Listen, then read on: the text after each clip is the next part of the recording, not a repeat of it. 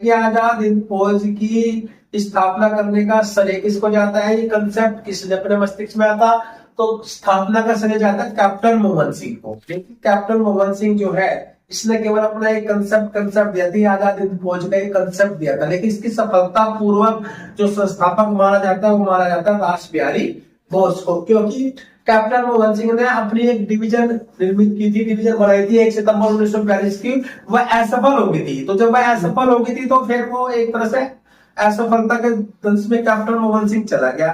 तो रास बिहारी बोस ने जो है इसका सफलता पूर्वक जो है आजाद हिंद फौज की जो है स्थापना की थी। सुभाष चंद्र बोस जो है जर्मनी पहुंचते हैं और जर्मनी में फ्री इंडिया लीजन, इस अभी अगर हम लोग बात करें तो ये भी आजाद हिंद फौज है, इसका हिंदी अर्थ भी तो इंग्लिश में फ्री इंडिया लीजन की स्थापना करता है सुभाष चंद्र बोस। कहां पर, जर्मनी में करता है। अब 21 अक्टूबर 1943 को 43 में सिंगापुर में अस्थायी सरकार का गठन किसने किया था, सुभाष चंद्र बोस ने किया था। सिंगापुर में अस्थायी सरकार का गठन 21 अक्टूबर 1943। उसके बाद सुभाष चंद्र बोस ने जो है सुभाष चंद्र बोस को अक्टूबर 1943 में आजाद हिंद फौज का सेनापति घोषित कर दिया, ठीक है ना। अब इसने बैठते ही आजाद हिंद फौज को 3 भागों में बांट दिया, गांधी ब्रिगेड, नेहरू ब्रिगेड और सुभाष ब्रिगेड। 3 ब्रिगेड यानी 3 ब्रिगेड बना दी सुभाष चंद्र बोस ने। कौन कौन सी, नेहरू, गांधी और सुभाष। महिलाओं के लिए क्या बनाया इसमें, लक्ष्मीबाई रेजिडेंट बनाया, और लक्ष्मीबाई रेजिडेंट का नेतृत्व किसने किया था, कैप्टन लक्ष्मी स्वामीनाथन सहगल है, जिसका साथ निभा रही थी जानकी अर्थीनप्पन। ये नया नाम आया, थोड़ा सा इसको भी ध्यान दीजिएगा। इसका नेतृत्व किया था लक्ष्मी स्वामीनाथन सहगल ने, और इसने जो है इसको सपोर्ट किया था। आजाद हिंद फौज का काफिला जापान ने जो है भारत को कह लो, सुभाष चंद्र बोस को कह लो, अंडमान और निकोबार जो 2 द्वीप जिस पर जापान का कब्जा था, वे दोनों द्वीप किसको दे दिए, सुभाष चंद्र बोस को दे दिए। और अंडमान का नाम क्या रखा, शहीद द्वीप, और निकोबार का स्वराज द्वीप। समझ में क्या। एक सवाल आता है कि किसके झंडे पर जो है आजाद हिंद फौज के झंडे पर किसका निशान था, दहाड़ते हुए शेर का निशान, शेर का निशान था आजाद हिंद फौज के झंडे पर। अब आजाद हिंद फौज जो है भारत में सिक्किम, मणिपुर तक भी इन्होंने प्रवेश कर लिया, त्रिपुरा पर कब्जा कर लिया था इन्होंने। उसके बाद घटना घटती है 18 अगस्त 1945 को जो है क्या हुआ था, ये जापान जा रहे थे और जापान में एक फार्मोसा द्वीप है, वहां पर इनका विमान क्रैश हो जाता है। आज तक भी इसकी पुष्टि नहीं हुई है, आज तक भी इसकी पुष्टि नहीं है, लेकिन हम लोगों को डाटा ध्यान रखना चाहिए। जन्म इनका 23 जनवरी 1897 में कटक में हुआ था और मृत्यु इनकी 18 अगस्त 1945 टोक्यो जाते हुए फार्मोसा द्वीप पर। अब सुभाष चंद्र बोस की मृत्यु हो जाती है, आज भी ये चीजें जो है पुष्टि नहीं हो पाई कि ऐसा हुआ था, लेकिन जो कुछ थोड़ा बहुत क्लू मिला उसके आधार पर ये बात तय की गई थी कि इनकी जो मृत्यु है वो जापान जाते हुए विमान क्रैश हो जाता है और इनकी मृत्यु हो जाती है। आजाद हिंद फौज तितर बितर होने लगती है, जिसका सेनापति चला जाता है उस फौज का फिर धीरे धीरे उसका भविष्य खत्म हो जाता है। अंग्रेजों ने उस पर कब्जा करने का प्रयास किया और 3 अधिकारी, आजाद हिंद फौज के 3 अधिकारी को गिरफ्तार कर लिया।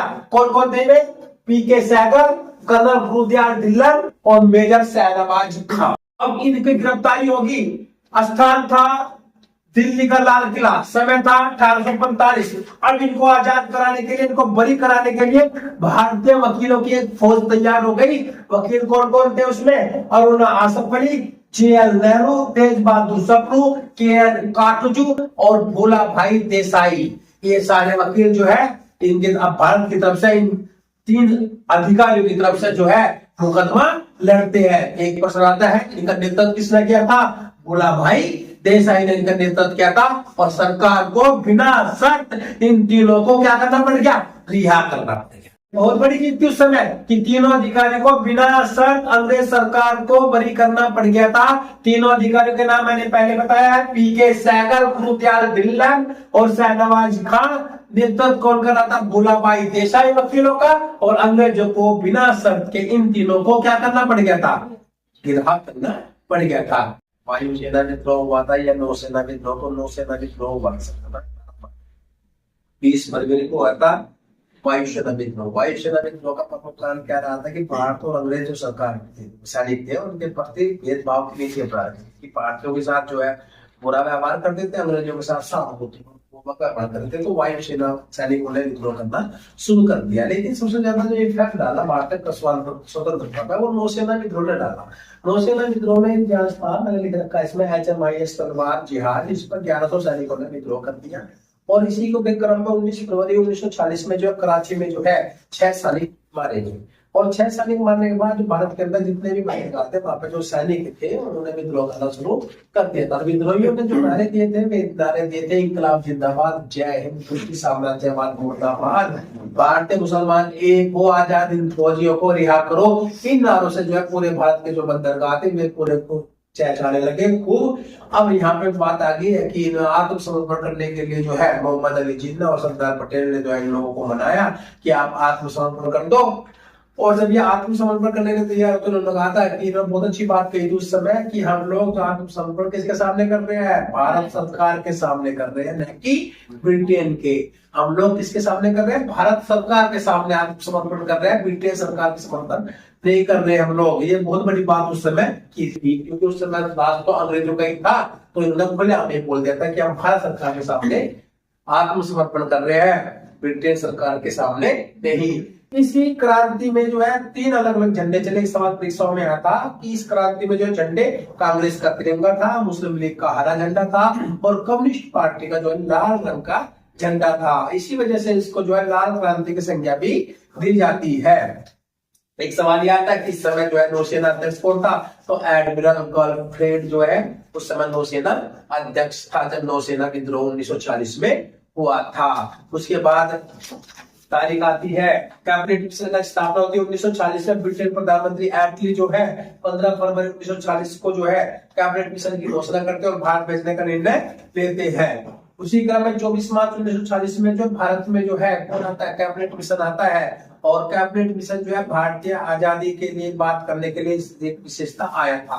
तो कैबिनेट मिशन आता है, उसमें 3 सदस्य थे। कौन कौन सदस्य थे, सवाल पूछा जाता है, कितने सदस्य थे, 3। कौन कौन से, पहला ईस्ट फोर्ट क्लिप्स, दूसरा था पैट्रिक लॉरेंस और तीसरा था एवी अलेक्जेंडर। एक जगह सवाल इनके पदों का भी पूछ रखा है कि स्टेफोर्ड क्रिप्स क्या पद क्या था, वो था अध्यक्ष इसका बोर्ड ऑफ ट्रेड्स, यानी व्यापार का अध्यक्ष था स्टेफोर्ड क्रिप्स। क्रिप्स पहला भी भारत आ चुका था क्रिप्स मिशन के तहत 1942 में। दूसरा पैट्रिक लॉरेंस जो कि भारत का सचिव था और तीसरा था एवी अलेक्जेंडर जो कि नौसेना मंत्री था। एक सवाल ये था कि अध्यक्षता किसने की थी, इसमें अध्यक्षता की थी पैट्रिक लॉरेंस ने थी। ये था कैबिनेट मिशन 1940।